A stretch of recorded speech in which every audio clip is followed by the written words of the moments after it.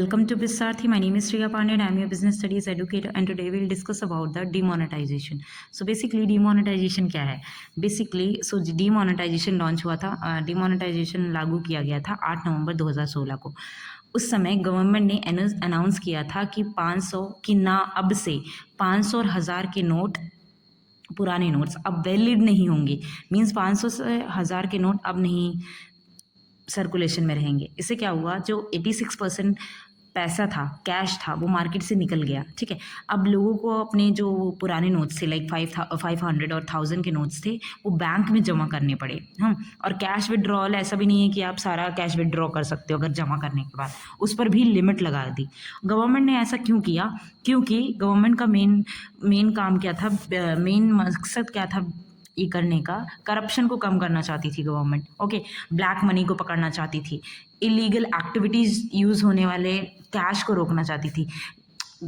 some people are na like high level, like high authority people, I will not tell the name, politicians and all people are like that na, like they have a lot of money, like corrupted money, black money, they have lot. I'm not talking about all, but I'm saying that some higher authority people, they have a lot of money, black money and all. So government wanted them to, they don't wanted government people to use that 500,000 note. So that's why they wanted, government चाहती थी कि उन्हें पकड़े। वो चाहती थी कि illegal money, जो इलीगल काम के लिए आप पैसा जो यूज़ कर रहे हो, उसको पकड़ना चाहती थी। Now features we will discuss. First one is demonetisation is a tax administration measure. Okay, tax administration measure, जो नोटबंदी के टाइम लोगों को अपना कैश बैंक में जमा करना ही पड़ता था। Okay, it is necessary. अगर उनके पास ब्लैक मनी था तो उन्हें टैक्स देना पड़ता था। ठीक है, नाउ इससे गवर्नमेंट को पता चला कि किस किस के पास कितना पैसा है। ओके, तो जिनके पास ज़्यादा पैसा था, like unnecessary money means black money जिसके पास था, उनको ज़्यादा से ज़्यादा टैक्स पे करना पड़ा था। ठीक है, गवर्नमेंट को फ़ायदा हुआ था, बट लोगों का अब जिनके पास अननेसेसरी पैसा था, लाइक जिनके पास इलीगल पैसा था ना, तो उनका तो हालत ख़राब हो गया था उस समय। No tolerance for tax evasion. ठीक है, अब एट दैट टाइम गवर्नमेंट ने क्या किया, क्लियर मैसेज दे दिया कि हम टैक्स चोरी बिल्कुल टॉलरेट नहीं करेंगे। ओके, सो जब लोग टैक्स चोरी करते थे, उन सब की डिटेल्स बैंक थ्रू सामने आ गई। क्योंकि अब आपके पास 500 और 1000 के नोट्स तो है, नाउ आपको बैंक तो जाना ही पड़ेगा। क्योंकि अदरवाइज अगर आप बैंक नहीं जाओगे तो आपका पैसा खराब हो जाएगा। तो बैंक जाना ही पड़ा था। तो जो लोग पहले टैक्स नहीं भरते थे, गवर्नमेंट ने उनकी सारी डिटेल निकाल ली। गवर्नमेंट ने ये कहा कि we are not going to tolerate that, because people are doing tax evasion ना, they are escaping from paying tax. So government don't want. Third one is third one is tax administrating and channelizing saving into formal financial system. Saving को formal financial system में लाना था। नोटबंदी के बाद लोग cash bank में जमा कर रहे थे। ओके, इससे क्या हुआ, लोगों की सेविंग्स बैंकिंग सिस्टम में आ गई। नाउ बैंक के पास ज़्यादा मनी आया था, तो वो लोन स्कीम ऑफर कर सकते थे। तो बैंक ने उस टाइम, बैंकों को भी फ़ायदा हुआ था, लोगों को भी फ़ायदा हुआ था।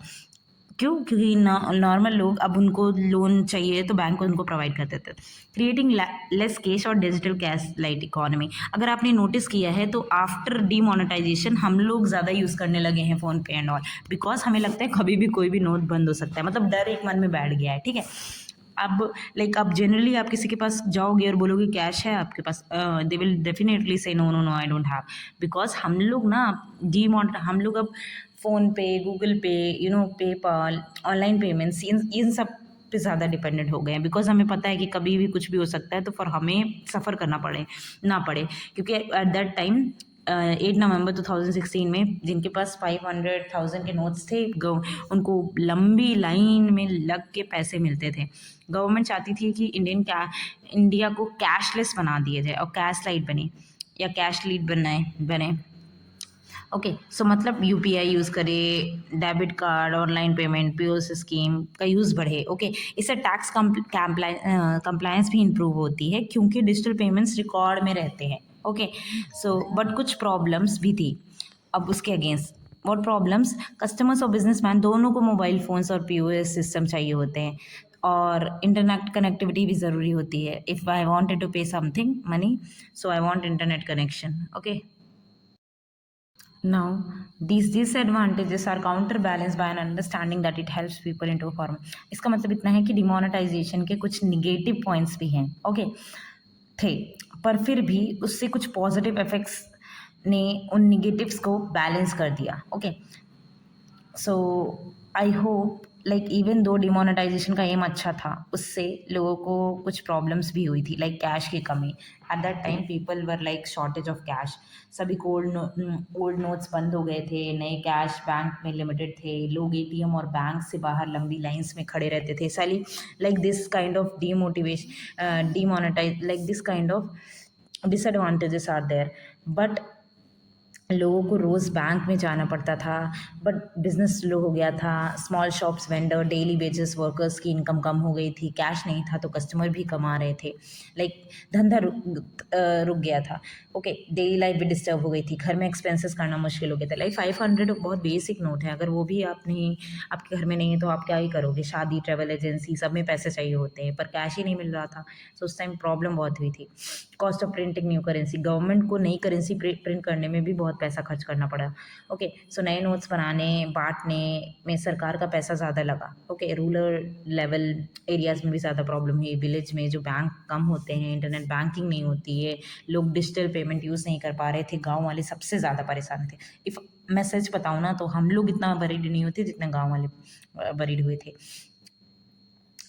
because they, फिर like these disadvantages are counterbalance why this statement is because demonetization की वजह से लोग बैंक सिस्टम में आए, लोगों ने डिजिटल पेमेंट स्टार्ट किया, टैक्स कलेक्शन बढ़ा, ब्लैक मनी एक्सपोज हुआ, that's why disadvantages are counterbalanced, okay इसलिए गवर्नमेंट के हिसाब से long term benefits short term problem से ज़्यादा थे, okay that's all for today. I hope you understood this topic nicely, and in next video we'll discuss something else. Thank you.